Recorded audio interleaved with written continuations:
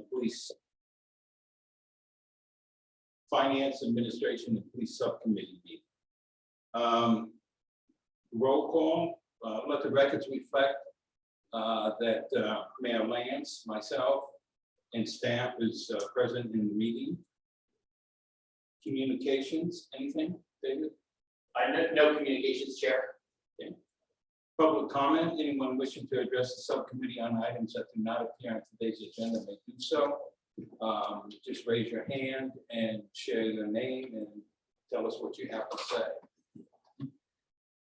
And seeing no hands up out there in the Zoom world and no hands up here, we'll go ahead and move out of public comment and approval of the minutes February 7th. Did everyone get a chance to read those? Okay, let the records reflect that the minutes are approved and there are no questions. First item is review of draft code enforcement ordinance modifying municipal code chapter 1.10 through 1.15. Thanks, Vice Mayor, Chair, Subcommittee, Mayor, Lance. The item 6A is a draft ordinance that would amend and update municipal code sections that provide for our code enforcement provisions.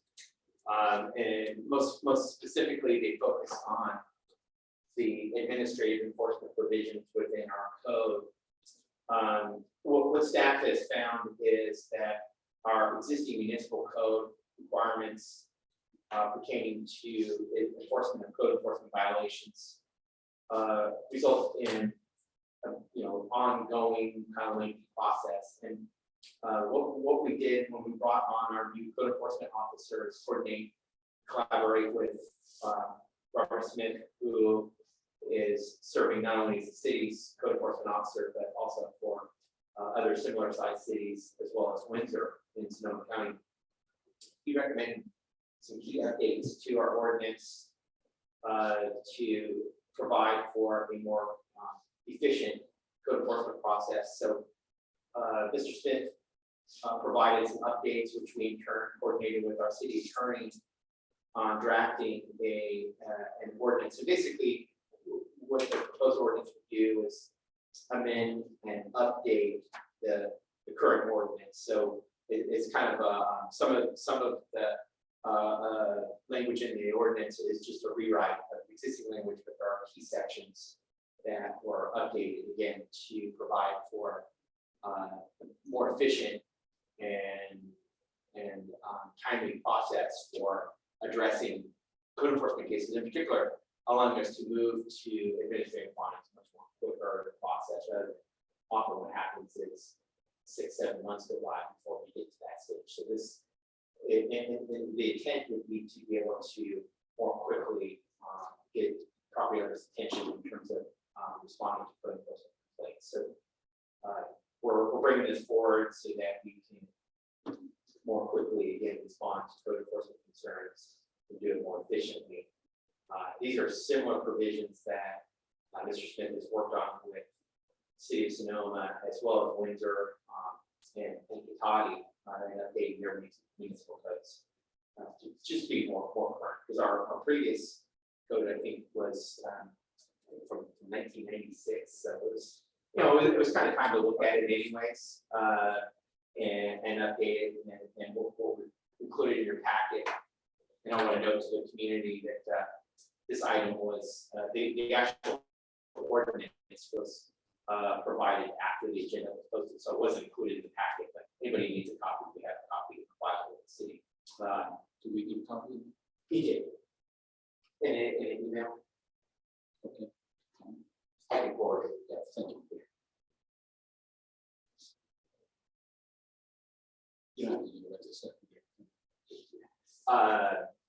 I guess at this point, really, we're just seeking the subcommittee's input on the draft ordinance.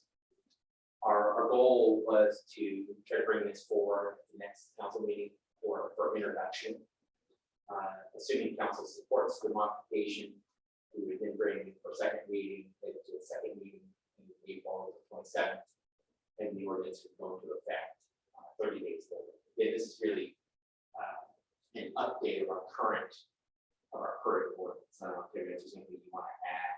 I just add that our code enforcement officer, Robert Smith, is very anxious to get this because he feels like this is really going to help him in the code enforcement cases he's working on right now. So he's been very anxious. So we're anxious to give him the tools he needs. Mayor, plans, anything on this side? I didn't see anything out of the ordinary. I'd like to find some teeth. Well, I didn't have a chance to read it, but I will go ahead and do it before you present it to the full city council at the next meeting. So why don't you go ahead and proceed with what you have recommended. Okay. Right. If I have any questions, I'll get it. Yes, certainly. Chair Bill, welcome to reach out to give me any updates. I know our state attorney took out some provisions that Robert recommended, specifically in regards to funding code enforcement. We want to make a requirement, some discretionary that we also consider part of the budget process. But otherwise, we think these are pretty routine updates that will allow us to do this more efficiently in the current process. Okay, then we'll look forward to seeing that next Wednesday. Correct? Yes. Why don't we go ahead with 6B? Oh, let me see, is there any public comment on this particular item? I see no hands raised, so we're just going to go right ahead and move to 6B. Salary review of the Assistant City Manager, Community Development Director, and Public Works Director. And David, again, is this you? This is me. So included in the packet is what's currently referred to as a draft report. It's a memo prepared by RGS, looking at and doing a salary review of two of our key senior staff positions, including our Assistant City Manager, Community Development Director, and our Public Works Director classification. One of the primary drivers of this was to address the ongoing recruitment for a city engineer / public works director, and now that it's I think we're into our third recruitment cycle, and literally have not received any qualifying applications for the position, other than one that didn't for an individual that didn't have the professional engineer PE requirements. That is a minimum job qualification for the city engineer public works director position. So in anticipation of modifying the job class to reduce or eliminate the PE requirement, meaning that the person that who could be qualified for the job wouldn't necessarily have to have the PE or be a civil engineer. Given that proposed change, I asked RGS to do a salary analysis and recommendation on that position. Concurrently, I asked that they include the Assistant Manager, Community Development Director. Currently, this is the only remaining position that hasn't undergone a kind of salary review by RGS. All other staff members of the senior staff have been either recently updated or had a review by RGS. So the memo in your packet again is purposely draft. Just wanted to provide this to the Finance Admin Police Subcommittee for review.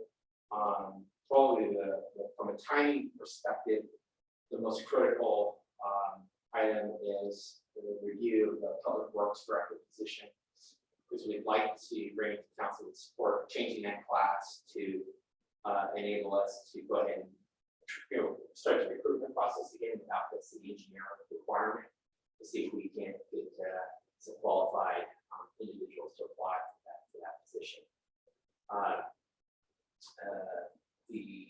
Obviously there are salary implications for both positions. There is a recommendation to decrease the current salary for the Public Works Works Director, just about 2.5%. The intent there is just to update it to reflect again the reduction of the requirements. So there's a relatively small change in the proposed salary. I recognize it again, it's still a critical position, lots of advisor oversight functions. And I was actually kind of delighted with the fact that it recommend a significant reduction because I felt like that would probably make it difficult to recruit. Likewise, the memo does provide a recommendation to adjust the salary for the assistant city manager to kind of be 10% below the city manager position, or 5%. That's a pretty standard difference between those two positions at kind of a minimum for internal alignment. So really, we're here today to get feedback on the memo. I think one of the things we want to do is really get prepared to incorporate, assuming there is support for this, the proposed salary changes within the budget that we're currently developing and it's ongoing. And certainly we can talk more in closed session with specific details that we'd like to go into, or a little more detail around this now. We'll take it on the Public Works Director. You said it'd be about a 2% decrease. Right. And so that would bring it down to what? Is that 12,495 monthly? I'm looking at page 9 of this.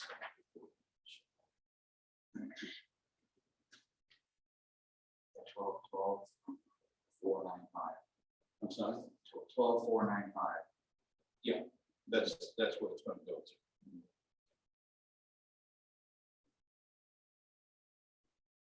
Because am I reading this correctly though? If you go down a little further on that chart, it says the compensation falls below 18.72%. And on an average comparative, it's 18.26. So I'm not quite sure how that all ties into what we're looking to offer at 12. I mean, that surely looks like, and maybe it's a 2% decrease internally, but on the job market, it's 18%.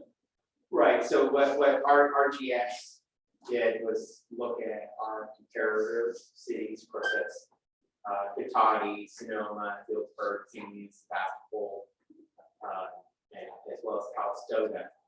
And in relationship to those, the current salary is 18% below, 18.73% below median and 18.26% below average. Again, ideally, we would be in a different position with our average and median salaries compared to market. I think council has had some discussions in relationship to the salaries as they pertain to our comparator cities. And this is just a reflection of where we are today, where again, we're proposing a simple adjustment just to reflect the change in the job description, but all of these conditions would actually remain and in fact be slightly worse off in some regards because the salary would be less. But it's again just reflecting, and that's kind of why the recommendation is what it is that it wasn't a more significant reduction. Because stepping back, when we originally had a public works director position only, the salary was I don't have that figure in front of me, but it was much lower. So we adjusted it up to be in alignment kind of for internal purposes, recognizing that to kind of align externally, that you kind of have to look at all senior staff. And that's something that the council may want to look at separately is salary for all staff. But again, kind of the immediate issue here was trying to update the salary for the public works director, so to be able to move forward with the recruitment process. So basically, the only thing you think that we should focus on now is the public works. Well, that's the most timely Yeah. concern or issue. You know, I think it makes sense to look at both of these positions because they're both members of our senior staff. We didn't want to leave out having not looked at the community development for the city manager who was looking at all the other ones. So that was one of the goals was to look at that position. Any questions from the table? Yeah, it's a long time coming. It's already too low as a number, I think, so it's a starting point. That 2% should go back into it to make it more appealing, to find somebody really qualified. So I think we're shooting for a unicorn in the first place. Now there's stuff with the engineer or on a low salary. Yeah, that's always a challenge for us, and I'm sure staff will, if they have a really good candidate, will bring that back to us for an adjustment. I know in the past, not necessarily with you, but in the past, that's happened. They could get somebody that we really like, so looking for a little more than what we're offering. We figure it out.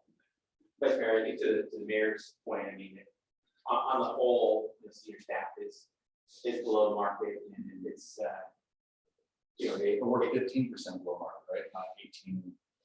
well, it probably on the whole it's about 15, but when you start looking at individual positions, then there is variation. For the most part, public works directors fall to be either the second or third highest paid, depending on which city work for, what their roles are. So there's different ways to do the comparison. But I know the council as a whole has been trying to kind of at least kind of create a floor, in terms of what that separation is from market. Right. The other piece of this is just that internal alignment, and I want to be careful to be self-serving because part of the constraint for senior staff is the position at the top, right? It's do you pay the senior staff more than say the subcommittee? So that's something council has to take up. I don't have time with that. Don't worry. Yeah. Make a motion. Well, let's see if there's any questions out there. We do have a hand raised. It looks like Debbie Howell. So can we allow Debbie to come in? Debbie, does that mean you don't have a question or is it Shane?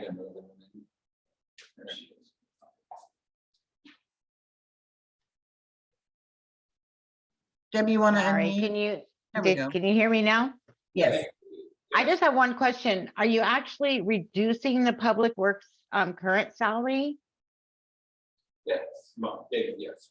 Yes, so Debbie, the current, well, I shouldn't say it's a recommendation. It's a salary review we conducted of the public works city engineer position because we have been unable to recruit for the position, and we believe that if we eliminate the city engineer requirement, that we may have better luck at recruiting, some talent for this position. In doing so, because it was such a critical piece of the job description, we wanted to make sure what the appropriate salary was. So we retained RGS to just look at it, and RGS recommendation was to, again, kind of, they're looking at both internal alignment and external alignment. And sometimes internal alignment becomes the key driver. And what they've said is keep it within 5% of the assistant city manager, community development director position or lowered, by 2.5% from its current rate. And what I heard today was that, from the mayor, for example, was maybe keeping it where that might be a better means of attracting somebody if we're helping kind of keep the salary up, recognizing that it's about 18% below our comparator cities. But then we also, I think Mayor indicated that there's an opportunity to look at it when folks apply for the position. Just so you know, some of the comparator cities do require an engineering certificate and some don't. So there's a mix there. It's not a real easy. The one that pays the most doesn't require it. And the other thing I think that Debbie, and it's obvious, I know you know this, but we're comparing ourselves to Hillsborough, City of Sonoma, St. Helena, where they have heavy revenue income due to tourism. And we don't share that luxury of incoming cash that, we have to, not that we want to, but we just have to be mindful on what we spend on salaries. So. I do understand that, Gus, and coming from a nonprofit organization that just spent over 3 months doing salary evaluations in comparison to market rate, and our difficulty in recruiting talented, skillful staff, we had to make major adjustments to become competitive. Otherwise, we just were not getting the applicants. And as soon as we did that, we started to receive applicants, and it's just out of necessity. And I would really encourage the council to look at that. If you want to keep good people, and if you want to attract good people with skills and dedication, you're going to have to pay more. I mean, I understand we have limited budget. I totally get that. I do too. But staff are our biggest asset in maintaining a sufficient quality operations. And I think that pertains to the city as well. Just my 2 cents and just my experience. I'm just saying it's a hard market to recruit in right now. Well, thank you, Debbie, and thank you for that input. And I think we share the common problem that we have being a small city with small revenues. So I appreciate that input. Okay, is there anything else from Mayor Lance? Anything on it? I just did a little bit more research at home than I was just showing Kevin. I thought I compared some of the Mendocino County as well as the ones that are listed, and they're even higher. Really? So I think that it's a good floor. I think like you said, it's a good starting point. But I wouldn't be afraid to pay more if we have the right person.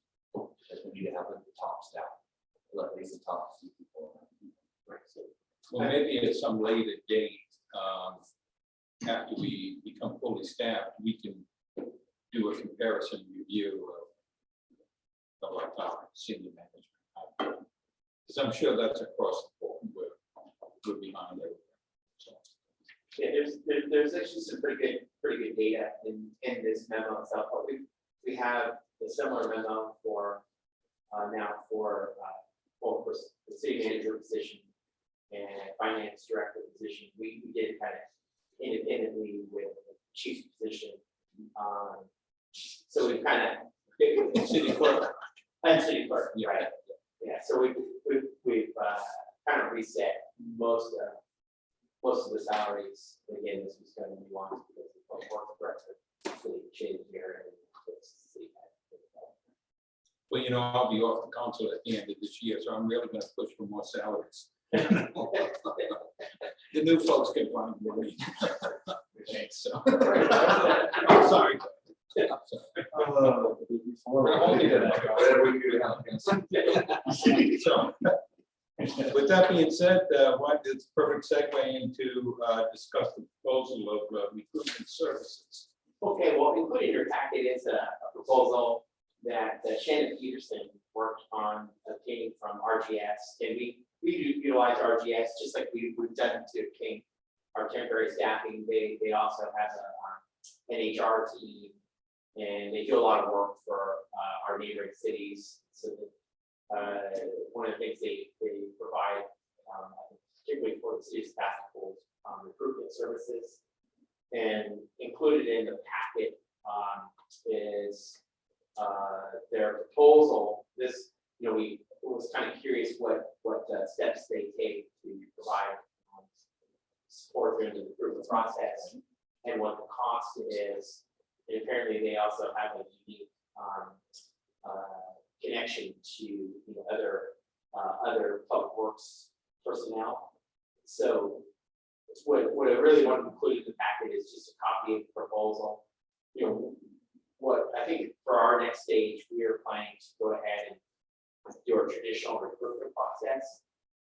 But wanted to show this to council, show this first to the subcommittee, and if you think it was valuable to share it with the council, just to give you a perspective on what RGS will charge us to conduct recruitments service, provide recruitment services for the city. Their cost estimate is $6,500 to $8,500. That's certainly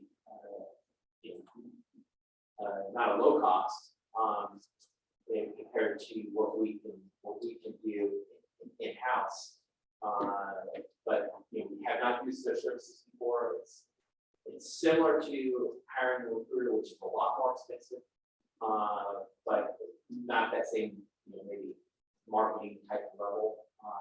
So really just want to make sure the subcommittee is aware that we do have the service. They felt like it was going to be valuable for us.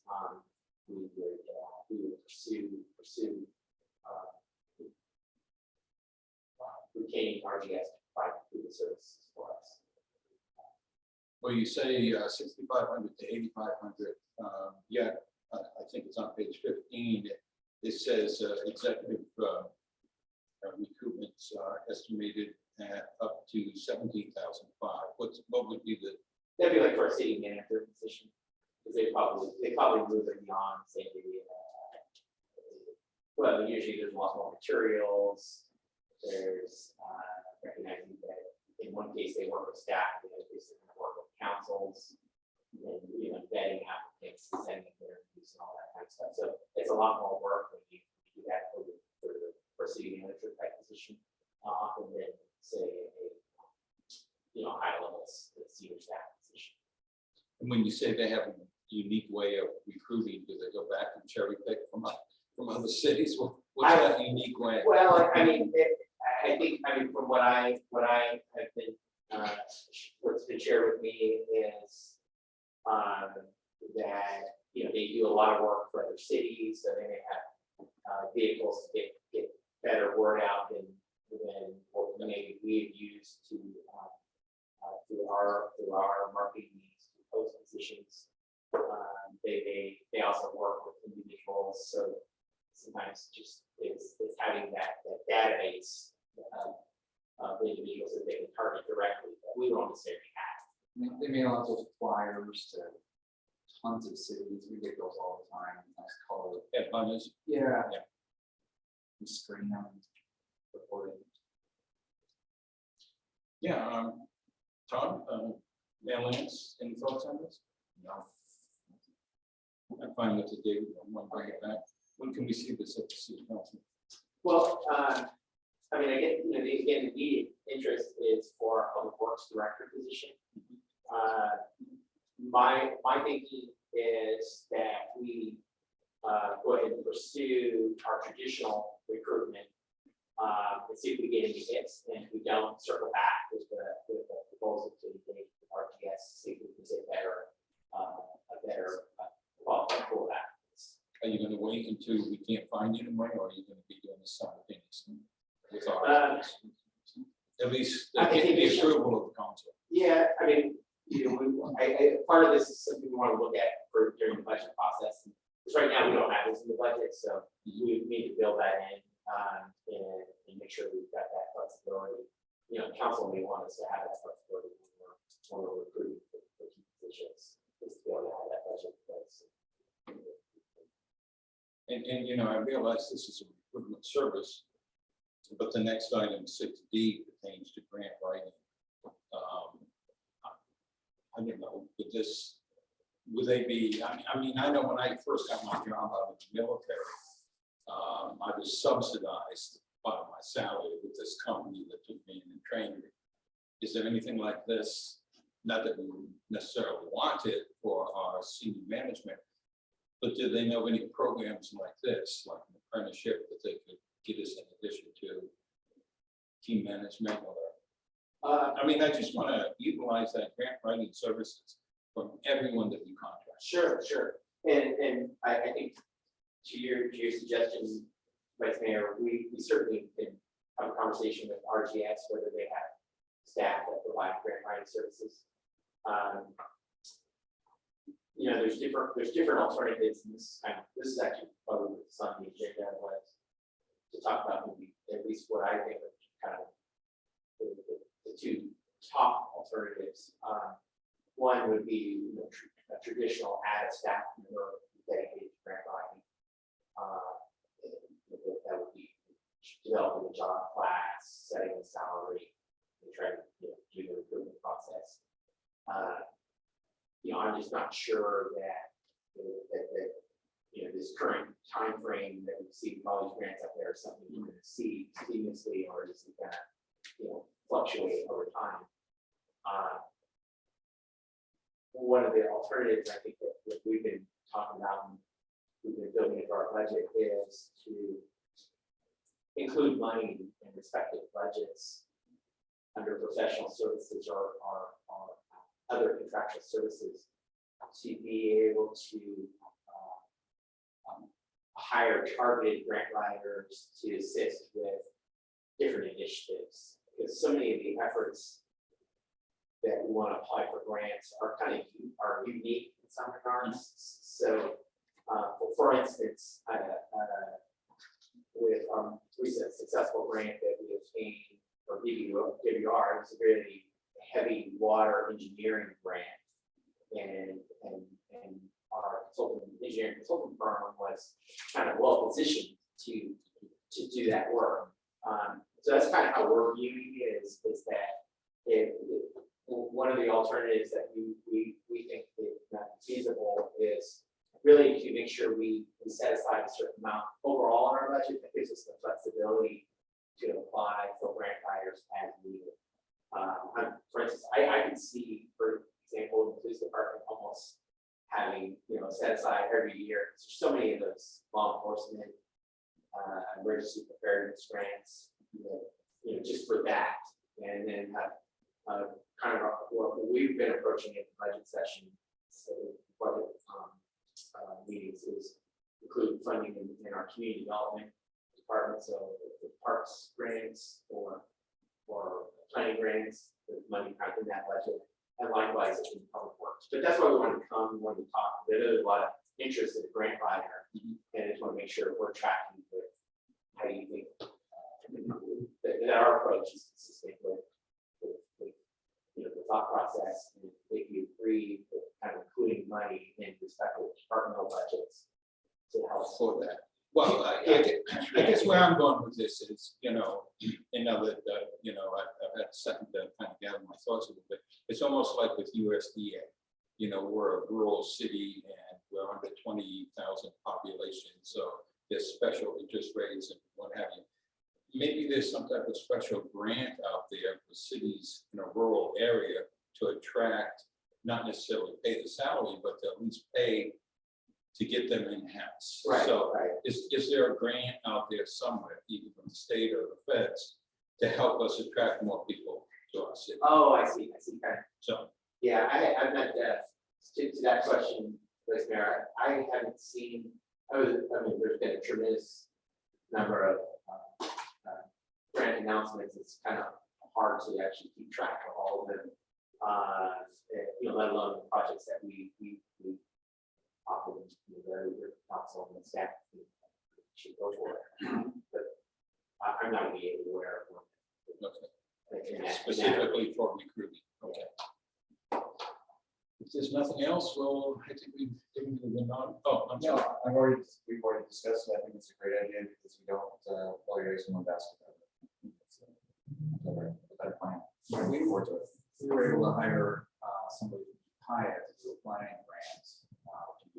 she is pretty planning centric, and there's some park stuff there too, so I think it's good to have the money spread around.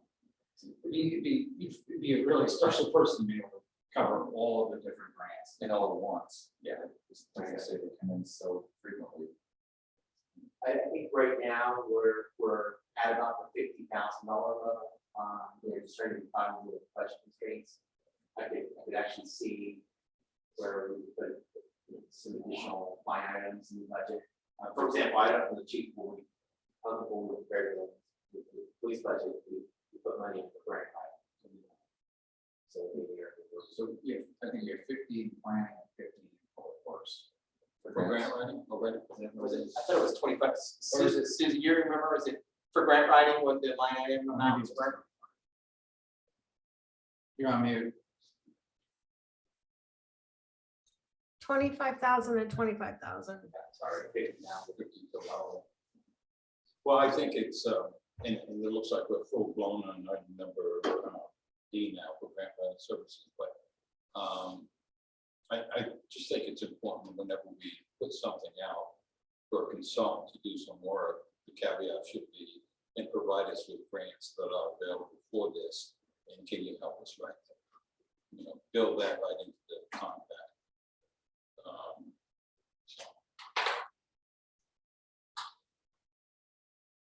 Anything else? I don't see any hands raised. So, I'm sorry. Parker's listening. Oh, is there something? So why don't we move on to the next one? And David, did we cover the grant writing services, or did you want to talk a little more about No, that's all I wanted to say. I just wanted to share with the subcommittee what our current approach was, and if you agreed, if you know, the subcommittee agreed, the whole thing is going to be brought forward as part of the budget process, so full council will be able to kind of see what we're proposing. But you know, again, want to check in to see if there's anything we're missing here, but there's a approach. Is there anything that you think we should bring a budget amendment to for the rest of this fiscal year? Yeah, I think if you know, we need to look at that. If we see something, we will definitely do that. You want to forego an opportunity. You know, Vanessa, for example, up in Alcatraz, you know, she's aware of a lot of engineering grants. And we have our contracts, so you know, that was a good example. I think that's maybe to your point is there's someone that, yeah, I didn't ask her. She said, "Oh, there's this grant. Let's work on it." You know, you have to remind us as well. So that's I think. If we see an opportunity right now, we don't have some of this resources. All right, well then why don't we move on to the next item, which is item 6E, translation services for city council meetings and other Brown Act committee meetings. If you think about there, this actually brought forward in discussions with myself and Mayor Lands. You know, we recently recognized that we have some Spanish only speaking residents that came before council, and it took some last minute effort to kind of ensure that there was someone available to be able to provide some translation services. So this was put on the agenda, you know, particularly for budgeting now. How, you know, recognizing that there are these needs that come up from time to time, and you know, what are some of the approaches that we can utilize to address, you know, where there is a need. So staff had for the agenda didn't have time to, you know, really research alternatives and come up with options, but we wanted to put it on the subcommittee agenda just for discussion. You know, I get the opportunity to, well, get the opportunity. I do attend by Zoom a lot of the board of supervisors meetings, and they have an interpreter there that if they need be, people can raise their hand and it'll be provided. I can't imagine how much that would cost us though. unless you were thinking of maybe talking to somebody like Jay, and see if they could have somebody on standby and how all of that would work, because I'd hate to have to pay somebody X amount of dollars and have nobody show up. So thank you for that. And that's actually the path I went. Jade and I have been working together on this already. She checked in with the legal team to make sure it was okay to use nonprofit money for things along these lines. They all agreed that this is a wonderful opportunity. So we are looking at different models that we're using. When I brought it to her, I brought her the one that I knew best, and it's from the court system, where you have an interpreter in the room, and if anyone needs interpreter services, they have like the old Walkmans that you would wear, and she just sits and interprets all night long to whoever's listening. Jade says there's also a YouTube channel that will take your YouTube meeting, and it'll be like 30 seconds behind that YouTube meeting, and they will translate the whole meeting throughout, and they'll be showing you or us, and then it'll be translated into Spanish as it's going on. The problem with that is they can't speak. It's not, they're just watching it.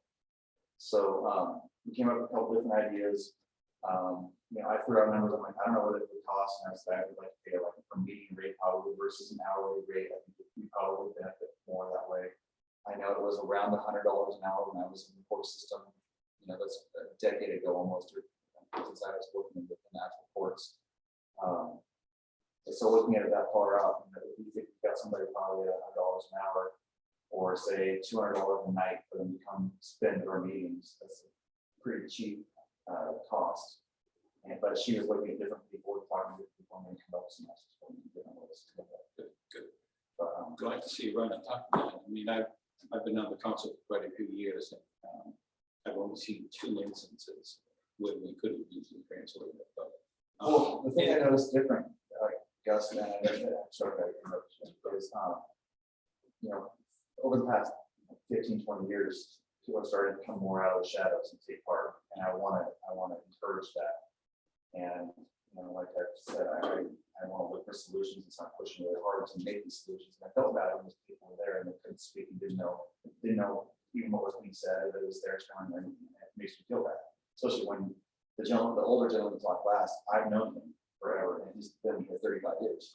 And this is his first meeting he's ever been to, and the police department knows it more than I do for some small he's out of his van. But the thing is, he was comfortable enough to finally come to a meeting and stand up for himself or his family. And I like that. I want to encourage that. So I wanted to see what we could do through their own nonprofits that are mainly Spanish speaking, and then working with us, showing that we want to be there. Jade and I are scheduling like a in-person thing with the family departments and all that, all the farm workers, so we can discuss any issues they might be having, things that they don't want to talk about. And I told her I'd gladly go and listen and answer what I could. So we're trying to find ways to communicate back and forth. But I think that just showing the initiative on our part first is a big step. yeah, I think that's great, and I think you have to pound your chest a little bit to the rest of the city council. And when we do a report out, I'm going to mention that you're talking to Jade about interpretive services at our meetings. I think that's really important. It shows good initiative, not only for you as a long-time city council member to be, but just to let the community know that you're making it happen. So I really look forward to that. The one thing though that I would think about, and I'm sure Jose is going to consider everything, is some type of indemnification to the city in case that your interpreter makes a mistake and all of a sudden we make a decision based on that mistake. I know I'm getting deep in the weeds, but we get sued a couple of times. We discussed that. Yeah, we discussed that. Finding ways. You have to. Yeah, we don't. I don't know what you're saying. I know that Spanish to get myself in trouble. And that's about it. So I don't know exactly. I know all the words that can't be shared. So yes. If you hear those, I'll stop me. Yeah. Well, something to just ponder is, a lot of the discussion at the council meeting, is in English. And there may be messages that we want to ensure are reaching, the non-English speaking community. So, that's an opportunity to just look at it and think about, besides just simple interpretation, is there any kind of services in addition to that we may want to. We have a lot of tools. Nixle allows you to convert English to Spanish. Our website allows for that, so things like the newsletter. But if you have a translator, maybe if there's any key messages around droughts, or, traffic safety, whatever the issues are that would be part of, some of the things that this council shares to be shared via YouTube in Spanish. But there's key things that we want to make sure we're sharing. You might get more folks tuning in. More participation. Yeah, and I know we have Councilmember Cruz, but I always have a hard time with the council member taking that position because, again, I always look for the identification of the city, and I would hate to have a misunderstanding of what's being said, and we go off on a different path. I'd like to have some insurance policy. Well, and also, I don't want to rely on our Spanish-speaking council member, or being our only Hispanic council member this time. It looks like we're saying, okay, since you're Hispanic, I don't want that. I want it to be like a group effort of the whole city says, no, we support all of you. And by having Jade do it with her organization, I think it gives more credibility to somebody that they're comfortable with, as opposed to a city official or a city person. So, yeah, good job. That's great work. Any questions on that? I see no hands raised. So why don't we go ahead and hit item number 6F, which is to talk about the governance manual. Okay, included in your packet is a copy of the agenda report that was provided to council. Basically a year, and 2 weeks or so ago, providing an update on the governance manual, including some recommended updates to the manual. I think council's direction at the time was this was going to be something that we, as part of going into a retreat, kind of talk about what are some of the key themes and updates. And we did kind of provide an outline of how we would amend the current governance manual to capture some themes that weren't captured when the document was originally approved by council back in 2011. So we're now 10 years on. Some laws have changed, certainly a significant change in technology, social media. So what we did was we went through the governance manual and kind of broke out areas where we proposed some new language. That's what's reflected in the matrix that's included in the packet. But really, part of agendizing is one, just again provide a refresher reminder to the subcommittee that this is kind of where we left it, and as well as to think about what's the process for further, getting memorializing what updates we have currently, and also we've heard that there's interest in establishing kind of rules of code of conduct and or decorum, which is kind of separate from the governance manual or can be, and so it could be a chapter in the governance manual, it could be a standalone set of procedures. The governance manual provides a lot of language around relationship issues and some decorum, but it's not a full stop. It's more how to handle a number of other policy issues and recognizing our subcommittee roles. We have this two-touch process. So it's more about it's almost like a process of procedure manual than it is maybe guidelines for code of conduct. So just want to again bring this forward, one, just so we don't forget about it. I think part of the goal again was to do that, kind of do a touch base with council in terms of team building, right, retreat, to kind of delve into this in a little bit more detail. But we haven't got there yet. Part of that's incumbent upon being those processes in place. So no, there's really no action required today or asking. We're just wanting again to check in and see if there was any direction from Subcommitee of how we wanted to kind of address where we left this. Well, any questions? I think that we need to get this workshop scheduled so we can do this. Or retreat or whatever you want to call it. Because it's falling way down that rabbit hole or toilet hole at this point. And once we flush it, we can't get it back. So I would really like to take control of it. I think that's our way. Is that even if we don't get in there and sing Kumbaya all together, we'll at least have rules to follow. So I don't want another episode of last week ever. So. Well, I'm sure if you haven't already, my advice would be to talk to Jose and David and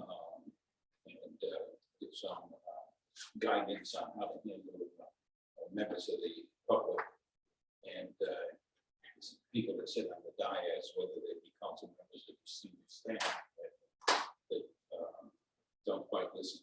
So I'm all for moving that forward as well. So that kind of concludes our current items for discussion. I just have a few here that I'm going to bring up now, and then David, at your convenience, we can go standing items, and you can update some things that you feel are important, unless we say there's something we want to hear. Okay. So I just have a couple of things I'd like to bring up. First of all, the safe routes to school. Are we applying for all the money that can be, and how does that come? I'm not sure if the PD applies for safe routes to school or if the community development director does that, or how that works. So there's And the reason I ask that is, we have Ashley Road coming up, and that's ideal to apply for a grant for safe routes to school. So I'm just kind of curious how we do that. sure. So there's kind of well, so there's two distinct components for safe routes to school, and then there are two different sets of funding. So there's the federal funding, and that's what we obtained for the project on the boulevard. That was a physical infrastructure project through the Federal Highway Administration. There's also a state safe routes to school. They're completely same nomenclature, safe routes to school, totally different organizations in terms of applications and how you apply. And typically, when we talk to state legislators and our senators, and when they talk about safe routes to school, they're talking about state program because that's their website. And my experience is that they're a lot less bureaucratic than the federal program. But within the program itself, there is there's planning money, and then there is also infrastructure.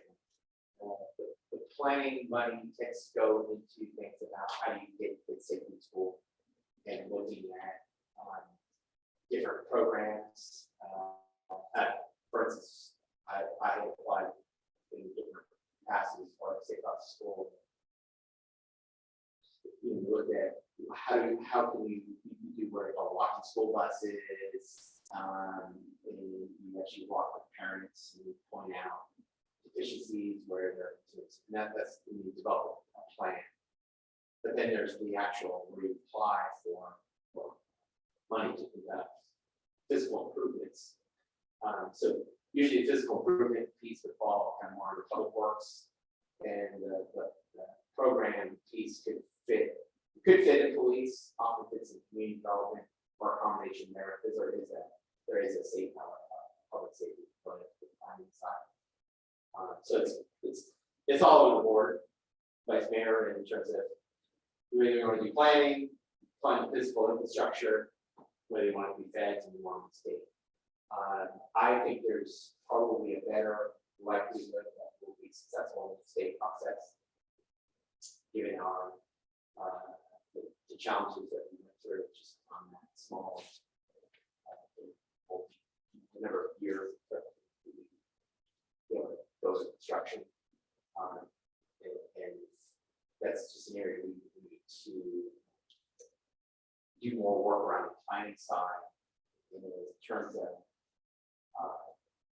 what are the key improvements. So I know staff we've heard some things that, you know, from as simple as doing a sidewalk to maybe a more complex solution where you've got street lights, trails, and parking, different components, traffic, physical traffic control.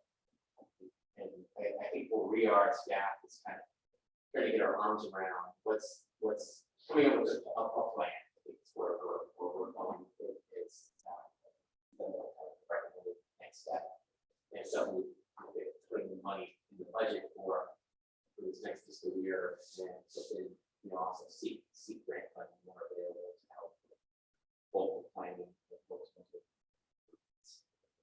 But more importantly, we also have local funds that we traffic impact fees. Oh, sure. Yeah. Gas tax and things like that. Towards some of those improvements. But if we could get it through safe houses school or something. Yeah. You know, The one we used down there, we had a really hard time with. We had a hard time getting our money back. It was really almost not worth it in the end for what they gave us. But I think, I don't have a lot of experience with it, but it sounds like the state one is a lot easier to manage. okay. Well, while we're on that subject, I also wanted to ask at a couple city council meetings ago, we talked about possibly getting the executive director of SMART and some of the SMART board members up here to maybe give us an update, walk their facilities, let us know what their plans are. Do you remember where we left that? Were we going to write a letter, or what were we going to do with that? Yeah, I think Vice Mayor, your recollection was develop a letter requesting for SMART to collaborate with us on some planning. A couple of things in that regard. We did have a meeting with our SMART board and Councilmember Bagley, and Eddie, the general manager for SMART. They were doing that kind of, they wanted to see this curve. Who was this? This was last week. And nobody was invited, or what? It was a tour that the general manager's secretary scheduled. And they wanted to see, again, they wanted to see Fieldsburg, and as well Cloverdale. And I went out with Kevin came out with Councilmember Bagley. They wanted to see, they had never seen the detail. And the general manager for the Coastal Conservancy came out, who is Coastal Conservancy was awarded the contract to do the planning for the Great River Trail. So just to show, this is kind of an area where the trail. Yes. So there was kind of that introduction, and I can attest that I did my my pitch for Smart participating in planning for the corridor and pointing out that for the affordable housing project, that there was, real interest in addressing the whole Smart corridor. Kind of, in a few words, the general manager's response was that Smart is going through this strategic planning process, and that kind of some of the issues that we brought up could be addressed in that process, and get a solid, absolute response in terms of, hey, we'll partner with you.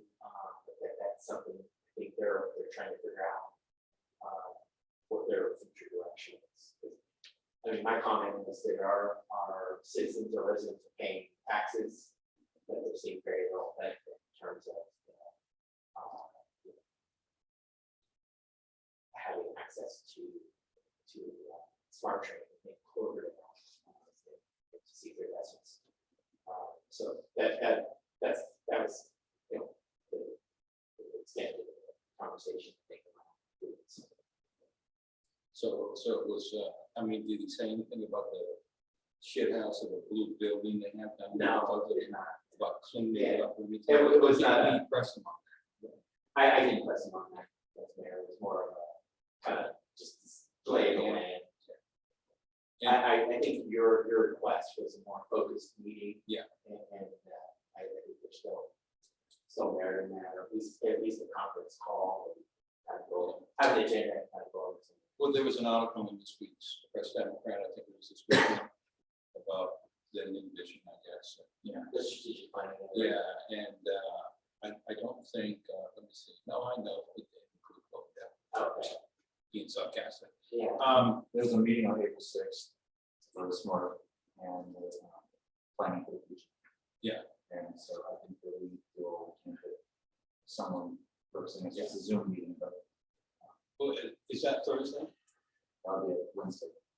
Oh, day after tomorrow. Sir, Oh, okay. I don't know when it is. I was just simply to instead you should really pay attention to this. Did you forward that? If I'm not wrong? Okay. This is for the Smart strategic planning. Yeah, I'm kind of disappointed that the mayor wasn't invited to attend the meeting. I found out from the firm health reports Yeah. afterwards. But It's not this group. It's it's our Smart yeah. representation. I'm not pointing fingers at staff. I know the situation that you're in as well, but I think it would have been polite to ask. There was one more thing to discuss, which was the idea of Dawn Park, which it seemed, well, we'll see. I'll tell you anything. So, yeah, it's a shame because that whole article in the paper this last weekend had nothing to do with COVID. So, I didn't see it, but it's hard to take a look. Both of my best homes. okay, I just got three more things, and these are all revolving around the police department. In no particular order, Chief, I'm just wondering, I've had a few people ask me where they can find the police log. Now that the revenue is going away, they miss reading that police log. They also wanted to know about vandalism in the park. That was, who did that come up? We put that. Oh, David, I think you sent out an email. Just want to know what measures we're taking to try and prevent that. And then the same fellow that wanted to know about the police log said he's still afraid to go down to the river in the evenings. I'm not sure how that river activity is going. Yeah. So just Let me start with number one, the police log. We currently have been posting a link to our Facebook page where they can click on it and see what the police logs are. That also is to Soco News, where they can get that as well. he said he was looking at some news he could find it. We do, so we would submit this monthly, so if he's looking at weekly, probably would find that. It's very, these are time consuming. They also have to be redacted. So there's a lot of work that goes into these police logs. We recognize that we have to find them, but they're not as easy. I have had a couple of requests for personal neighbors or something wanting those. It's just very difficult for us. glad I have one dispatcher working, that's capable of doing this, and that's for a lot of dispatchers by themselves or handle all fire calls. So we do put it on our link on Facebook. It's not so we'll go to number 2 on the parks. We are continuing to a standing extra patrol order for everybody with directed enforcement of dugouts and bathrooms. That's been ongoing, quit. And to date, we've had, within this last month, we've done 46 foot patrols checking the areas at Vintage Meadows, 46 at Ferber, and I think 48 at City Park. So we're constantly doing what's being requested. We may not always catch everything, but we are doing that. And as far as the river, we've also continued to do that. I know last month we had 10. We've had 10 patrols, and then as Thursday, we arrested place them under arrest for a violation of probation.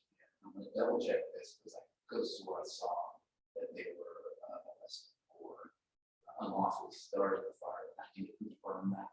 I would get part of the probation. They had an igniting source on their person, which we arrested for pressure. So I'll double check that and get back to you. But we continue to do these patrols. And again, we may not catch everything, but we are still out there and they're standing orders for them. Do we use the form? We haven't been using that as much out there. It's usually in the evening that we're out there on patrols. Sometimes folks are by themselves or we want anybody, there's a solo officer out there on that. Because there's, it's getting lighter later, and it's going to be used more in the evening hours. Yeah. And then also on the different parks, I thought we had a camera system in place at the Tom and Block Park. I know that was a big topic of discussion a few years ago. We had cameras installed there, and anywhere else. And if not, what are we going to do to maybe get them? Well, I think, we've had gate cameras installed in certain locations in the cemetery. Unfortunately, it seemed like as you put them up and before long, someone knew they were there and they moved them. So it became like an exercise of continuing to replace them. I think, it's actually something we can talk about park superintendent.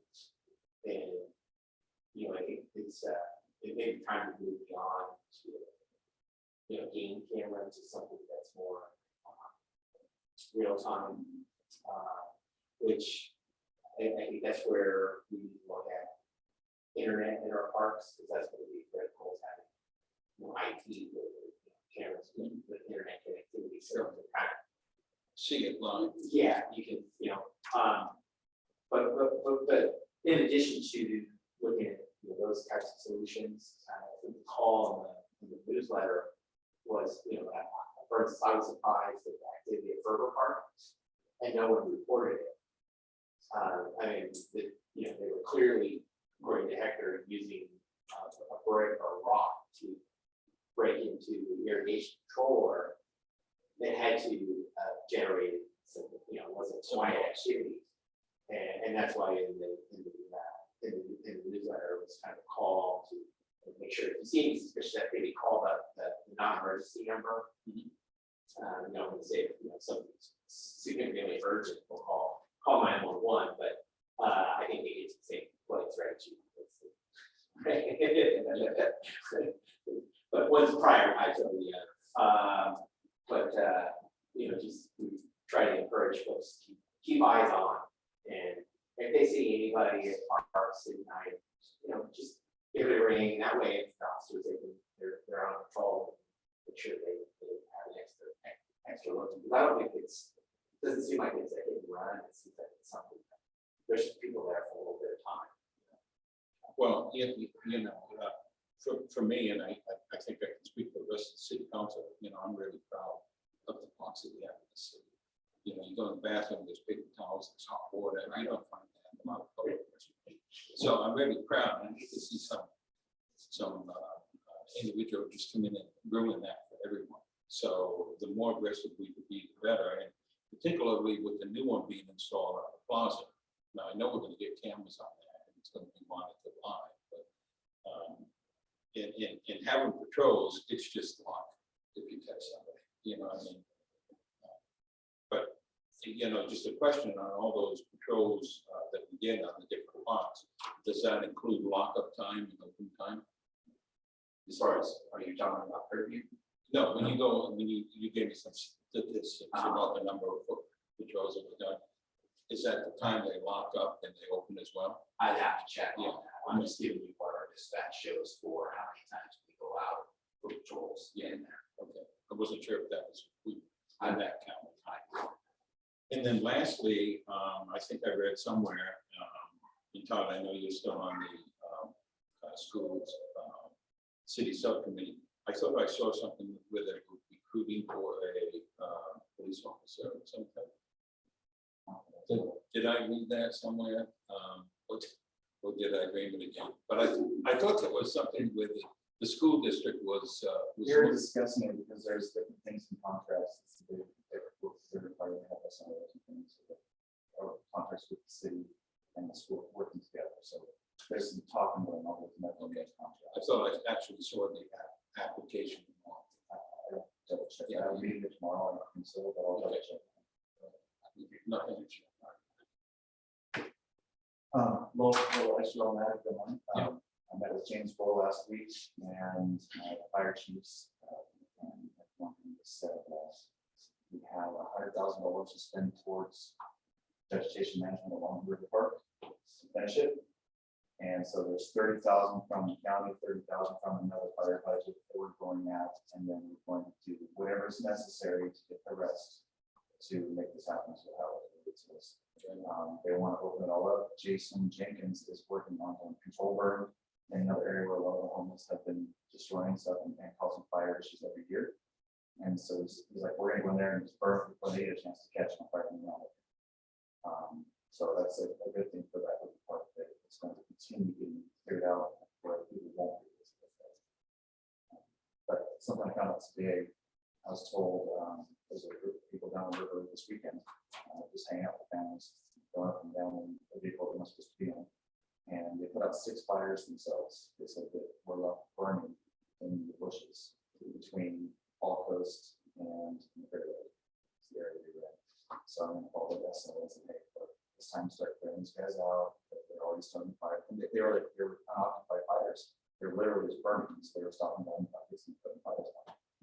And so I don't know if we have somebody that's lighting fires on purpose. I got a couple of videos of guys that are down there. One of them is very frequent. The other one, I think, is somebody we know that identified that. So it was, we had to know who it was to figure it out. Just something for you to be talking about. I guess there's some people along that Sulphur Creek that really start to fill that in, some bad people. Anyway, I still know. Or you can't. I mean, no, it's probably better for me. I think the mayor. I'll text the guys that work up here and say, hey, time to put some foot up there. Well, the fellow that wanted to know about the police law and was telling me about the river park area was also basically saying that there's some pretty bad characters down there now that are selling drugs. No, one thing I do want to add, that if it's in the county's jurisdiction, it may not be laws for the city of Cloverdale. It's genuinely for the city now, if we went out there and assisted in some way and put out the air. No, I let them know that, you know, one side is city, one side is county, and we try and coordinate things, but, you know, he just wanted to pass that along with just some bad folks out there. Yeah, that's true.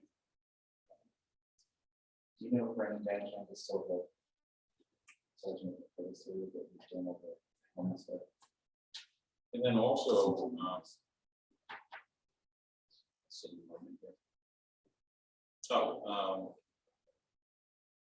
I know you can't talk about this, but I heard that Bonnie from the plaza is finally in a safe place down in San Rosa. If that happened within the last week because she's been back here for a while. We did get her a house, but she came back. Last I checked, they were looking for her, trying to notify us to try to identify her whereabouts. my understanding is they want to put it back to the San Jose area for some type of housing that I don't want that accomplished. And then the fellow John, he used to hang around on the plaza, he was having problems, incontinent issues. He was taken away, and this fellow hasn't seen him at all. It's this is the one I'm thinking of, the significant medical. Yes. issue. Yeah, he's most likely in the hospital, but usually that's the cycle, there, and it's right back here. Okay. He just kind of hangs out there and talks to the fellows. Correct. Anything else on current topics? No, sir, that's all I have. Okay, well, David, why don't you just kind of cherry pick standing items? Okay, And the one I'm particularly interested in, I don't think we do anything except this one, is item number G, update on pending legal cases. If you know, and if you can share, fine, it's not, I understand. yeah, well, the key one I wanted to kind of just give an update on is item 7B, this update on water rate revenue for fiscal year 21-22, and also the update on tied to that, so that update on offering water and wastewater arrears payment program. Included in your packet is a spreadsheet that's tracking water rate revenue well, it shows what we collected total for the last fiscal year, ending June 21st, or June 2021, and this fiscal year, which we haven't completed yet, but kind of the more significant issue is that because of the ongoing drought, we're not, even though we're continuing to charge the water surcharge, we're not collecting the same level of revenue as we did last year. So, or this previous year, I think again that's a reflection of our communities working hard to conserve water. But with that said, it also does have a corresponding impact on the amount of revenue that we collect. So we just want to make sure that we're aware of that the impact of water conservation on a rate revenue in the context of raising rates. So it's an area we're going to certainly look at more closely and understand the impacts as best we can and addressing how that might affect our ability to pay for some of the projects that we've identified. So, Well, if I could just interrupt you real quick on this slide number 7B, where it has water revenues and year to date, this year we're at 2,200,000. And we're behind 162,000. I don't know, Susie, if you know offhand, of that 162,000, how much of that is in arrears?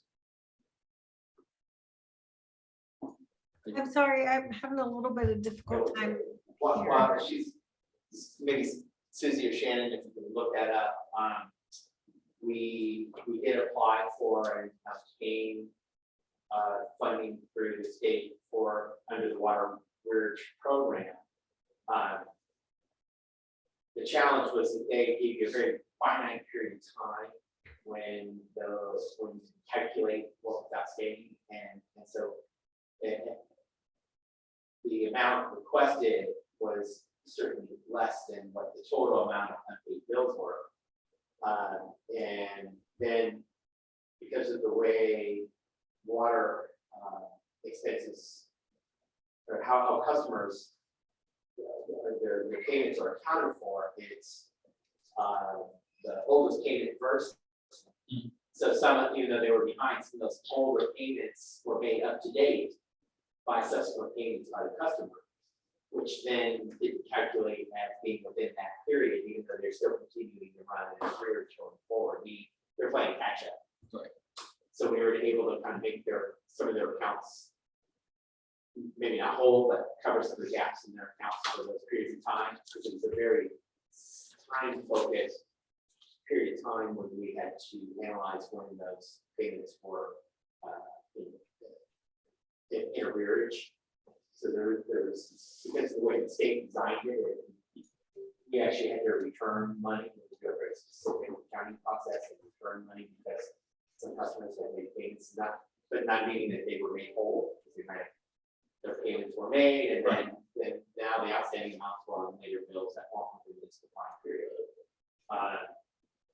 But that was kind of the background. We did, obviously what's shown here is we received $30,798 from customers within our water enterprise. That's how much on the net or gross they received. So every dollar counts. So that's $30,000, roughly $30,800 of our customers' pockets that were paid for. So we would just like to see if it was a little bit more.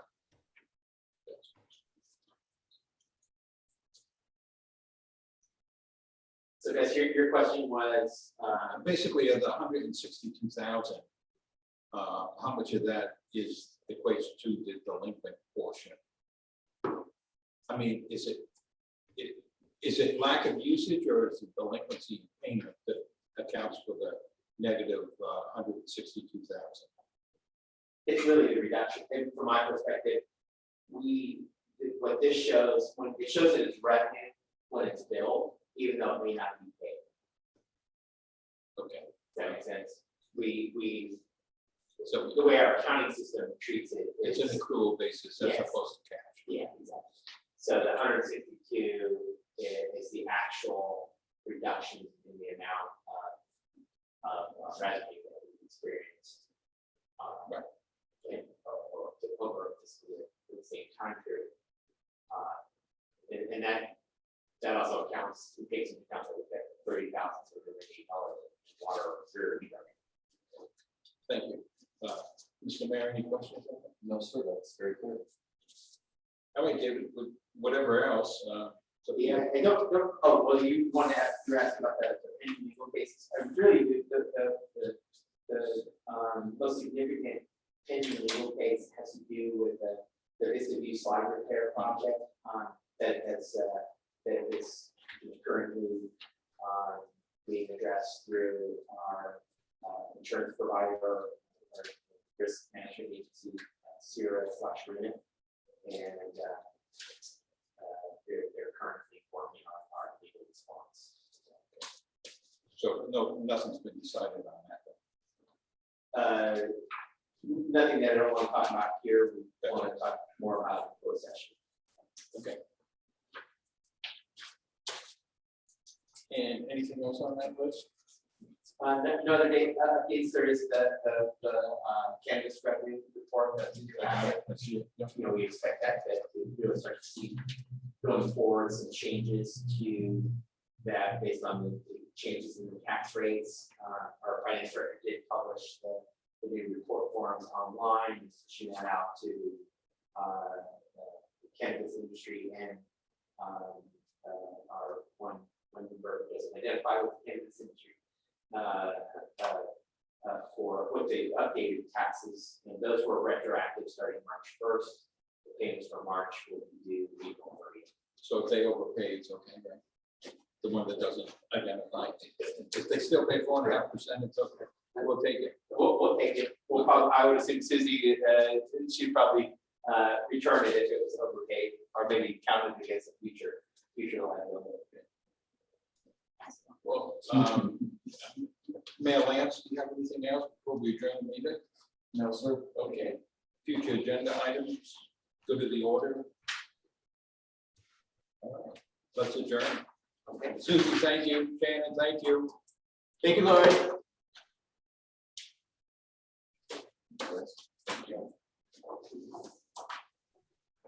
Thank you.